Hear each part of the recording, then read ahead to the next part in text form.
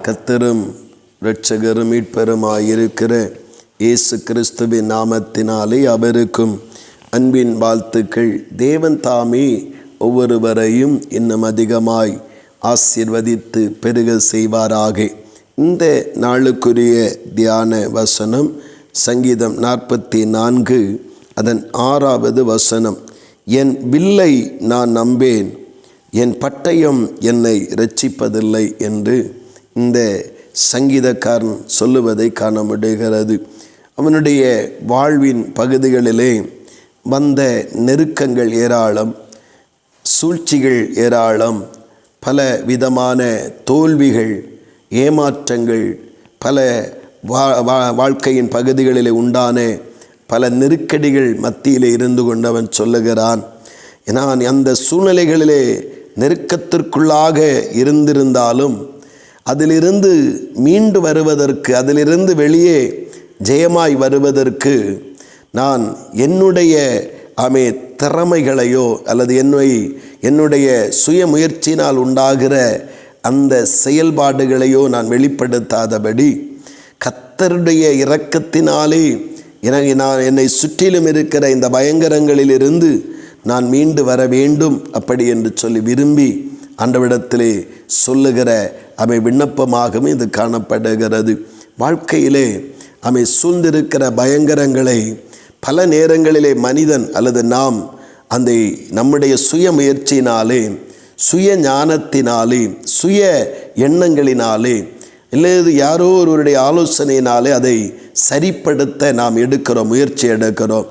நம்முடைய சுய பலத்தை நம்புகிறோம், சுய மனிதர்களை நம்புகிறோம், சுயத்தினுடைய எல்லா காரியத்தை நம்பி அதற்காக முயற்சி எடுக்கிறோம். ஆனால் அது வாய்க்காமல் போயே விடுகிறது. ஆனால் இங்கே அதுதான் இவன் சொல்லுகிறான், நான் எடுக்கிற முயற்சிகள் அல்லது நான் என்னுடைய பட்டயமும் என்னுடைய வில்லும் ஸ்தோத்த அது என்னுடைய சுய முயற்சியாக இருக்கிறது. அதை எடுத்து நான் சத்துருக்களோடு யுத்தம் பண்ணி ஜெயிப்பேனோ ஜெயிக்க மாட்டானோ எனக்கு தெரியாது. ஆனால் நான் தேவனுடைய கரத்தில் என்னுடைய காரியத்தை விட்டு விடுகிறேன். தேவனுடைய கரத்தில் என்னை முழுவதும் ஆண்டவருடைய இரக்கத்தின்படி என்னை நடத்தும்படிக்கு ஒப்பு கொடுக்கிறேன்.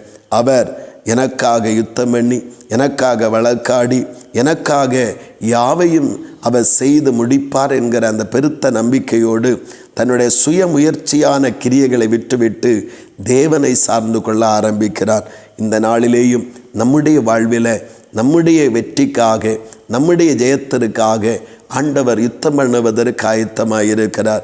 நம்முடைய சுய முயற்சிகளினாலே நம்முடைய வாழ்க்கையை சீர்படுத்தி விடலாம், அதை வெற்றி பெற செய்து விடலாம், வாழ்க்கையை மேன்மையான நிலைக்கு கொண்டு வந்து விடலாம், வாழ்க்கையினுடைய நெருக்கடிகளை சமாளித்து விடலாம் என்று சொல்லுகிற நினைவுகளோடு இருக்கிற நம்முடைய நினைவுகளை மாற்றி, ஆண்டவரே என்னுடைய சுய முயற்சியோ சுய பலமோ ஒன்றும் செய்ய முடியாதப்பா, நீங்கள் தான் எனக்கு அற்புதம் செய்ய வேண்டும் என்று கர்த்தருடைய கரத்தில் விட்டு கொடுப்போம். நம்முடைய ஒவ்வொரு விஷயத்திலும் கர்த்தருடைய மகத்துவமான செயல்களை வெளிப்படுத்தி நம்மை நடத்தி செல்வாராக. ஆமேன், ஆமேன். செபிப்போம். அன்பின் பரலோக பிதாவே, நல்ல இந்த காலை நேரத்திற்காக ஸ்தோத்திரம். தேவனே, அளவில்லாத நம்முடைய அன்பை குறித்து ஆண்டவரை நாங்கள் வாசிக்கிறோம். தேவனே, ஆண்டவரே, பல நேரங்களிலே எங்களுடைய வாழ்விலே நாங்கள் எதிர்கொள்ளுகிற இந்த உலக சவால்களின் பல விதங்களிலே வந்தும் எங்கள் சுய முயற்சியினாலே அதைகளை சரிகட்டி வெற்றி பெற நினைக்கிறோம். ஆனால் ஏமாற்றமும் தோல்வியுமே மிஞ்சி இருக்கிறது. ஆனால் தான் இந்த சங்கீதக்காரன், என்னுடைய பட்டத்தை என்னுடைய ஈட்டியோ நான் நம்புறதில்ல, கர்த்தர் தான் எனக்கு பலனாக, அரணாக, எனக்கு நம்பிக்கைக்குரியவராக இருந்து என் காரியங்களை வாய்க்க பண்ண வேண்டும் என்று விட்டு கொடுத்து ஆண்டவருடைய ஜெயத்தை அனுபவித்தது போல இந்த சத்தத்தை கேட்கிற ஒவ்வொருவரும் அப்படிப்பட்ட ஜெயத்தை அனுபவிக்கணும்.